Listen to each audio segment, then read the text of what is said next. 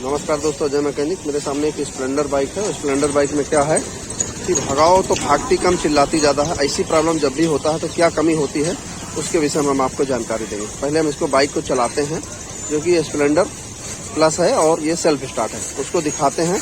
अगर किक लगाते हैं तो किक भी स्लिप करती है। मेरे मित्र, जब क्लच प्लेट खराब होती है तो ये प्रॉब्लम होती है। उसके कारण कभी कभी किक जो होती है वो भी जब आप करेंगे तो यानी जब जोर से लगाएंगे तो टाइट मिस होगी, और आराम से लगाएंगे, समझ रहे हैं? यानी कि अगर जोर से लगाते हैं तो यानी वो दिक्कत करती है, ठीक है। और जैसे अगर हम चाबी ऑन करने के बाद भी यानी वो किक टाइट मिस होगी जब जोर से लगाएंगे। अगर हम प्यार से लगाएंगे तो आराम से वो गाड़ी स्टार्ट हो जाती है। तो ये प्रॉब्लम समझा जाता है कि क्लच की होती है, ठीक। अब इसको हम चला के तब दिखाते हैं। आप समझिए, अगर हम इसमें पहला गियर लगाया, ठीक, पहला लगा दिया, फिर दूसरा लगा दिया और तीसरा लगा दिया, और हम अगर चला रहे हैं तो एक्सीलेटर ज़्यादा ले रहे हैं और भाग कम रही गाड़ी, ठीक है।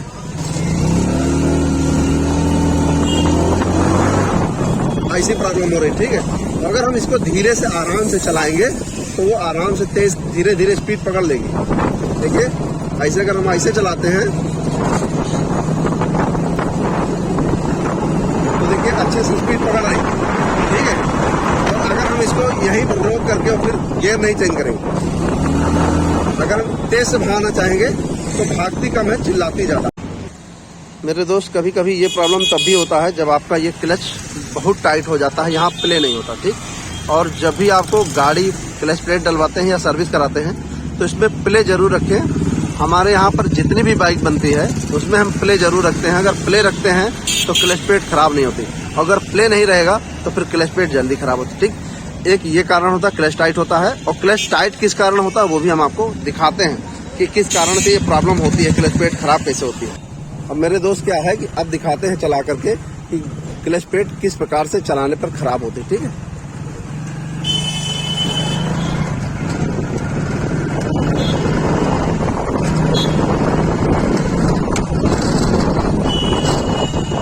अब मेरे मित्र, जैसे चौथा गियर लग गया गाड़ी में, ठीक।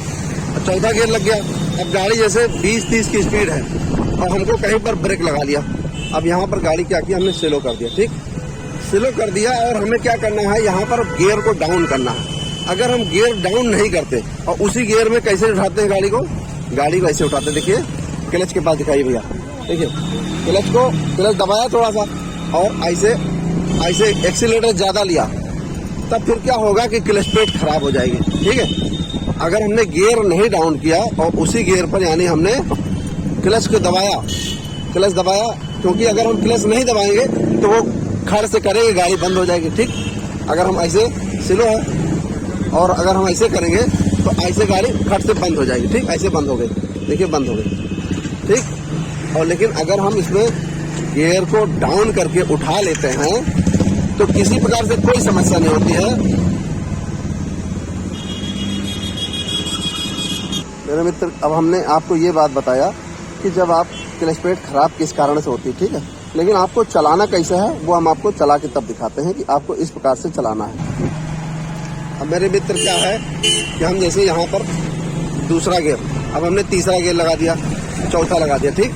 लेकिन अब हम चला रहे हैं गाड़ी को, लेकिन जैसे अब स्लो कर लिया तो गियर को हमने डाउन कर लिया, तब उठाएंगे तो गाड़ी में कोई भी प्रकार से कोई समस्या नहीं होगी, ठीक है। लेकिन अगर हम उसी गियर में उठा लेते हैं और क्लच के सहारे उठेगा, अगर क्लच नहीं दबाएंगे तो क्या होगा, गाड़ी खड़ से करके बंद हो जाती है। तो आपको इस प्रकार से चलाना है कि जब भी आपने यानी गाड़ी स्लो किया, आपने गाड़ी को स्लो किया तो गियर डाउन किया, इसीलिए कंपनी ने गियर बनाया, नहीं तो गियर बनाने की कोई जरूरत नहीं होती। मेरे मित्र, हम क्या करते हैं, इसका क्लच खोलते तब दिखाते हैं क्या क्या प्रॉब्लम है।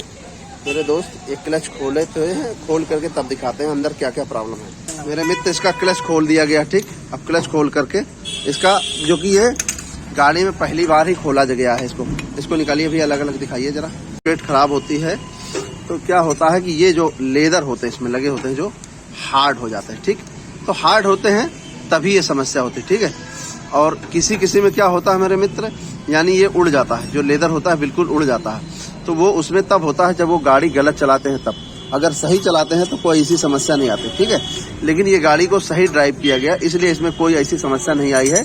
और क्या होता है, प्रेशर प्लेट भी चेक किया जाता है।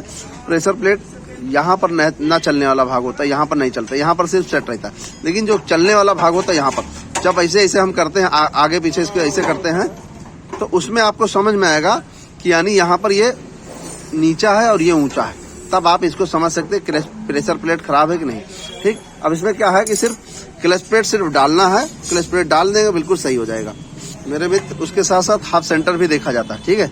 हाफ सेंटर में देखिए, जो चलने वाला भाग होता है ये होता है, ठीक, ना चलने वाला भाग ये होता है। आप जब ऐसे करेंगे तो आपको ऊंचा नीचा दिखेगा, ठीक है।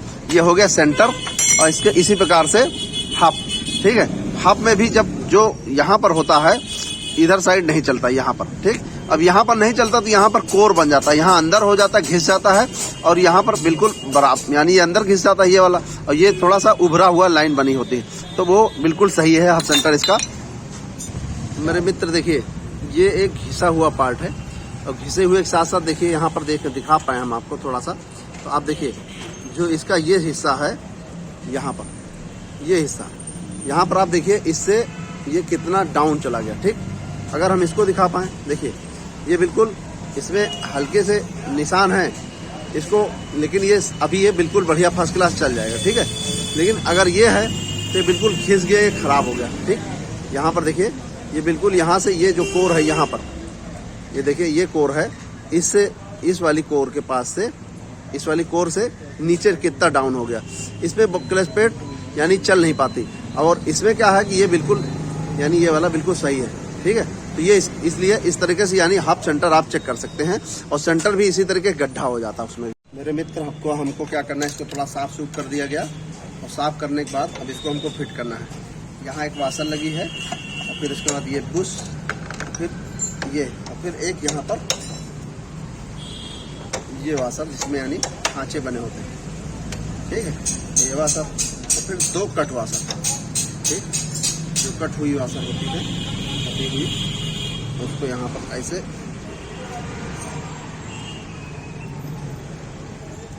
थोड़ा सा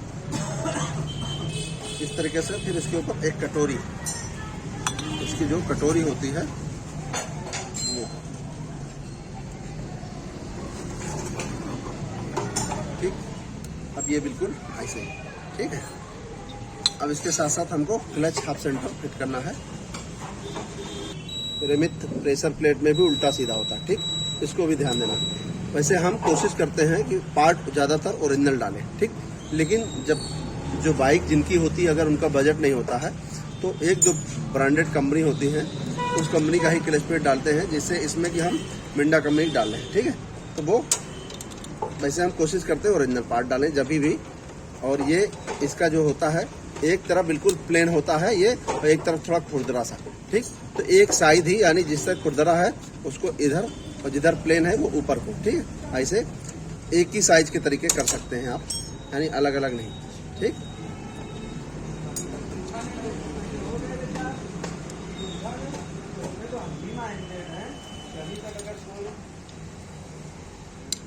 मेरे मित्र ये, उसके साथ साथ ये, ठीक है।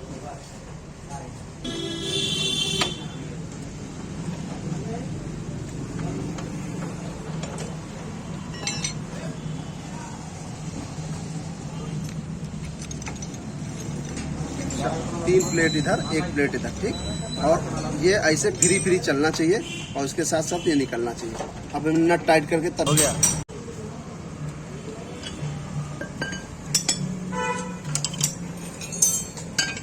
अब जब भी इसको स्प्रिंग लगाना होता है तो, और अदर बाइक में तो ज़्यादा होता है, लेकिन हीरो की बाइक में ऐसा कम होता है। लेकिन क्या है कि इसको यानी ऐसे खींच करके, यानी जिस समय यानी ये प्लेट चले, कभी कभी क्या होगा ऐसे ऐसे चलता रहे और स्प्रिंग टाइट हो जाती है, तो वैसे नहीं करना।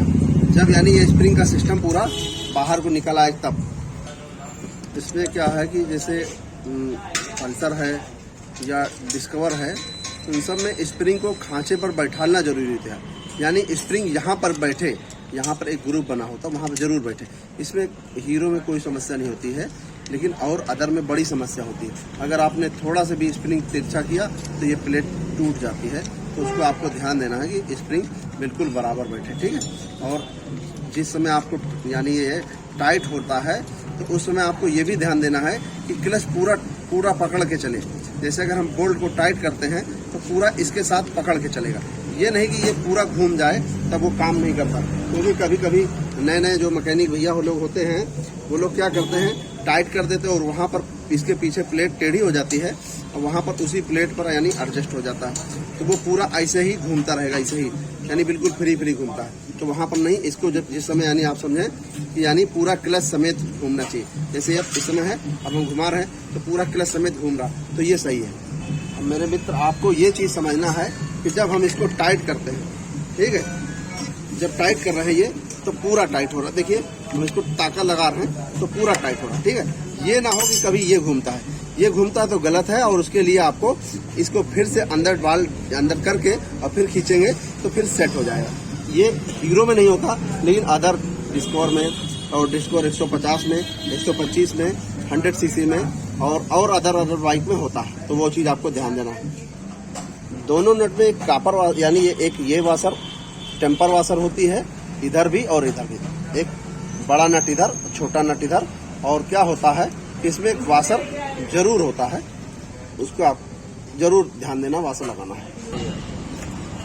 मेरे दोस्त देखिए यहाँ पर एक गेयर पुलर लगा के हम टाइट करते हैं, लेकिन यहाँ पर क्या होता है, इसको टाइट करने के लिए यहाँ पर एक यहाँ होल होता है, यहाँ होल होता है, ठीक है। और उसको लगा करके इसको टाइट करने का एक पुलर होता है, लेकिन वो पुलर हमको अभी तक देखा नहीं, लेकिन मालूम है कि यहाँ पर इस तरीके से 2 होल कंपनी बनाती है। एक यहाँ पर देखिए, यहाँ पर होल है, इस जगह ये होल, एक यहाँ पर।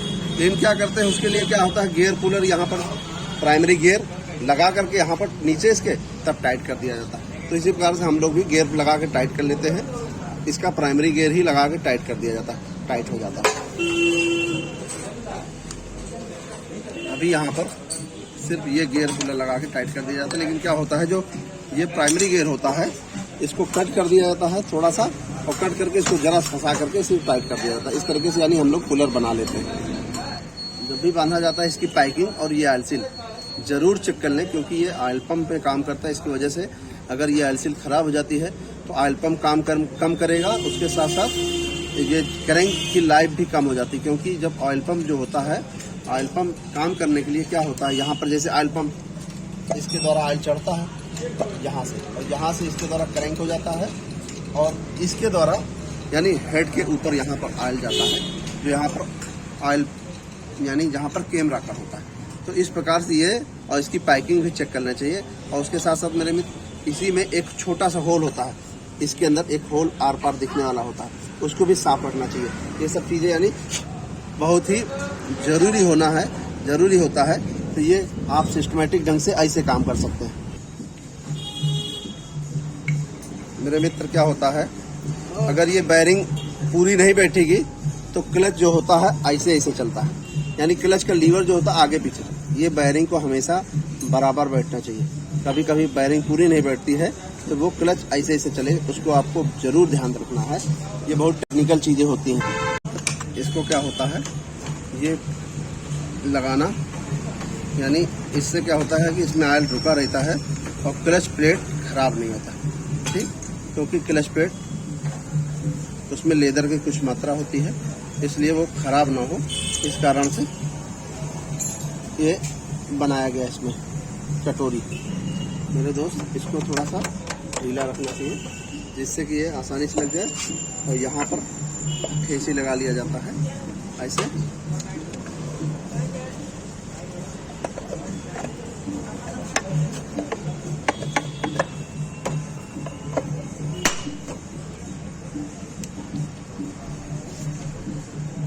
मेरे मित्र देखिए, यानी क्लच और क्लच में प्ले, बात समझे, यानी प्ले जरूर रखें कि जिससे यानी क्लच प्लेट ना खराब हो। तो हमें लगता है कि हमने आपको इस तरीके से क्लच के विषय में जानकारी दे दिया है, और यहीं पर हम वीडियो को समाप्त करते हैं। हम चाहेंगे वीडियो हमारा पसंद आए, लाइक करें, शेयर करें, कमेंट करें, और चैनल जरूर सब्सक्राइब करें। और मेरे मित्र, जिस प्रकार आप हमको यूट्यूब पर देखते हैं उसी प्रकार आप हमको फेसबुक पर भी आप फॉलो कर सकते हैं इसी आईडी से, और इंस्टाग्राम पर भी यही आईडी है।